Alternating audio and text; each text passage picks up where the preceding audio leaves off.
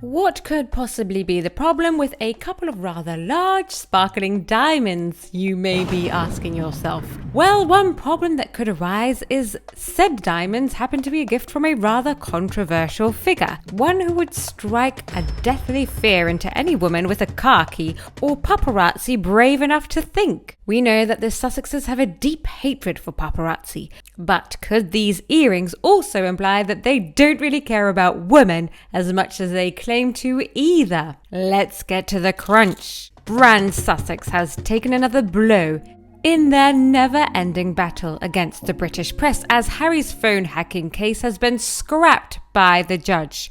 In one part due to the ridiculous lack of evidence, but also due to the fact that some of the alleged illegal hacking happened over 6 years ago, and that's just too much time for anyone with a life to still care about something so petty. Since then, so much has happened for the Sussexes. They have started a family, won awards for battling racism, helped bring water to Africa, and recorded an entire season of a feminist, women empowerment, anti-diva podcast. After all that, why do they still care about something so trivial that happened so long ago? As you and I know, the Sussexes just love to lean into their victim archetypes. So, of course, they must still care deeply about a little phone hacking scandal that, according to all of the evidence, probably only ever existed in their minds. With regards to Meghan's confused feminist log rolling, how much of what she has to say do we actually find believable? And there is a lack of justice and there's an inequality, and someone needs to say something. Why not me? She proclaims that women's rights are of the utmost importance to her, but on the other hand, Meghan is quick to stab a future queen in the back at the first opportunity given. A few days before the wedding, she was upset about flower girl dresses, and it made me cry, and it really hurt my feelings. I thought in the context of everything else that was going on in those days leading to the wedding, that it didn't make sense. And in my book, actions speak louder than words. If you thought that slating Catherine, Princess of Wales on Oprah was bad, then just wait until you hear about these horrendous, controversial diamond earrings. When Meghan Markle, dubbed Duchess Difficult by her royal staff, swooned into a very formal dinner organised by the President of Fiji in 2018, she was not prepared for the questions that would arise surrounding her gorgeous chandelier diamond earrings. Her curious team of royal staffers were the first to begin inquiring about the origins of Meghan's unusually spectacular diamonds. When the staff first asked the Sussexes, they received an answer that just didn't feel adequate or genuine. Little did they know that they were right to be skeptical. The Sussexes stated that the earrings had been borrowed from a well-known jeweller. However, when she wore them on a second occasion, staffers knew that something wasn't right. A few weeks later, she adorned the same earrings at the 70th birthday celebration of King Charles, a grand occasion with high significance. The second appearance of the elaborate jewels had now piqued the curiosity of royal enthusiasts. But the Sussexes remained tight-lipped about their true origin. Yet the intrigue turned to a thing of nightmares when it was later leaked to a member of the Sussex royal staff that the very earrings were a wedding gift from none other than the Crown Prince of Saudi Arabia, Mohammed bin Salman. Could be pronounced Salman, less fishy, more dictatory. In any case, a significantly controversial figure for a couple of reasons. Just days before Meghan decided to wear the earrings, news broke of the tragic story of a brave journalist named Jamal Khashoggi. Now, Khashoggi was in deep water for being outspoken against the Saudi prince's rule. He was named a maverick who fought for human rights of the Saudi people. But in a country where journalism is very limited, Khashoggi was assassinated in a rather graphic manner, and leaders across the globe were beginning to accuse the Crown Prince for the untimely end of the brave journalist. The Crown Prince was at the center of these barbaric allegations.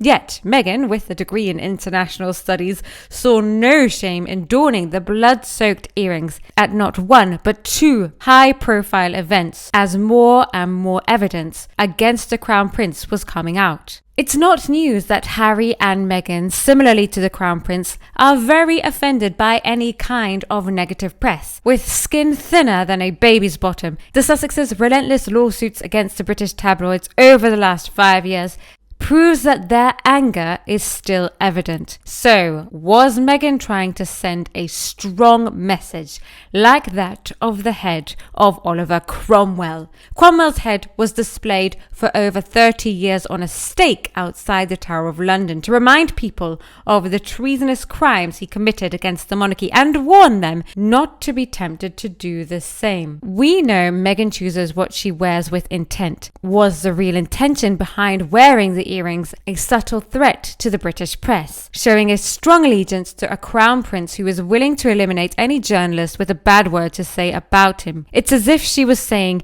keep writing bad things about us and you may end up just like your comrade Khashoggi. As soon as the Sussex royal staff began to understand the significance of Meghan's choice of earrings, they duly alerted Kensington Palace. The Sussexes' aides, however, opted not to directly confront the couple on the matter, fearing the repercussions of such a sensitive issue. Rumours that multiple members of the team elected to look after the royal couple were suffering horrendous bullying from Harry and Meghan, often reducing royal aides to tears, in some cases resigning and seeking therapy to recover from their difficult encounters with the Duke and Duchess. Those who had the displeasure of working for the couple dubbed themselves as the Sussex survivors. An aide eventually discussed the provenance of the earrings with Prince Harry. Astonishingly, Prince Harry appeared visibly shocked by the revelation, emphasizing the gravity of the situation. Quickly, however, the Sussexes' lawyers were called in to tame the brewing storm, issuing denials of their client's understanding of the ongoing Saudi Arabian controversy and protecting the Duke and Duchess from any further questions on the matter. Furthermore, Meghan's legal representatives contested the claims that she had described the earrings as being borrowed from a jeweler.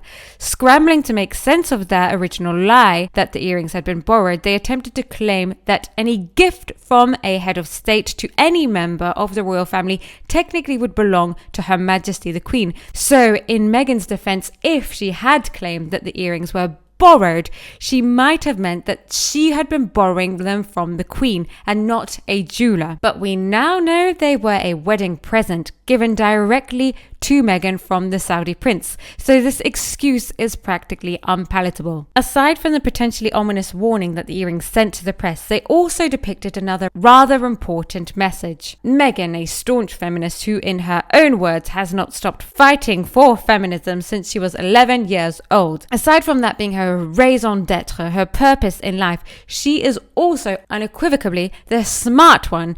Again, that is in her own words. Smart or not, anyone who has turned a radio on in the last 10 years would know that Saudi Arabia is not exactly known for having the most developed country with regards to women's rights, to put it politely. Because yes, women's suffrage is about feminism, but feminism is about fairness. Her decision to wear these extremely expensive earrings gifted by the Crown Prince of a real patriarchy on not one but two occasions can tell us a lot about her true feelings towards feminism. To be honest, it clearly states that feminism is important to her, but just slightly less important than diamond earrings. It is said that girls with dreams become women with vision. The vision to marry a prince and rip his family apart. May we empower each other to carry out such vision. Except those Saudi women, don't worry about them. Because it isn't enough to simply talk about equality. But isn't that all you do, Meghan? One must believe in it. And it isn't enough to simply believe in it. One must work at it. Work those earlobes with some weighty diamonds. Let us work at it together, starting now. But not with Catherine, the Princess of Wales. One Twitter user said, "In this life you reap what you sow. I have no pity whatsoever for Prince Harry and Meghan Markle. May their misery be long and unending." For other people, I would find this statement very harsh, but they really have made their bed, now they're lying in it. Another Twitter user said, "Alleviating poverty worldwide," said Meghan, wearing blood diamond earrings in her 16 bathroom mansion. Again, actions speak so much louder than words, and we really see it with this couple. Hypocrisy is absolutely their middle names. Another user said, bullies Meghan and Harry who don't care about their staff's mental health, recognizing Mental Health Awareness Month. But there is that phrase, after all, of hurt people. And so maybe we can let them off a little bit because they're obviously hurting terribly. And that's why they are hurting their staff carelessly. Or were, at least back in 2018, when these rumours were flying around like hotcakes. Lee Hood says, this moment for me was when our dearly missed Queen Elizabeth II, Lilibet, knew that Meghan was not fit for the royal family. The look. You see quite a few of the women trying desperately to internalise their feelings, but of course, letting the mask slip occasionally. There was Sophie and Catherine, all of whom looked rather disappointed on the wedding day. Someone else said, ladies and gentlemen, do not do drugs. This is regarding Harry's disastrous lawsuit. And the caption says, the voices in my head tell me that it really happened, because he had no substantial evidence. I think his family were probably very embarrassed. Evans E says, she's a really dull actress. Of course, Suits is back. It has been released on Netflix and it is making a splash. I personally have never watched Suits. I don't know if it's good. I don't know if it's bad. I do know that Meghan was not the main actress in it. I have heard that she was okay in it, but having never seen it personally, I cannot really comment. I will be watching it, however, as I'm very curious as to why there is such a hoo-ha around the show. Let me know what you think of Suits. Was Meghan good? Was she rubbish? I like to be objectively honest about these things. We know she's not a very nice person in real life, but doesn't mean she was a terrible actress. So we'll be judging that over the next few weeks when we're watching Suits. And lastly, this beautiful poem, since all your schemes have turned to dust and those grifting scams are now a bust, you tell the world you want to return to the family you've done naught but spurn. Your family and we don't want you back because all you do now is attack. What a beautiful poem. Excellently written. Of course, it's referring to the fact that they allegedly want to come back to the royal family.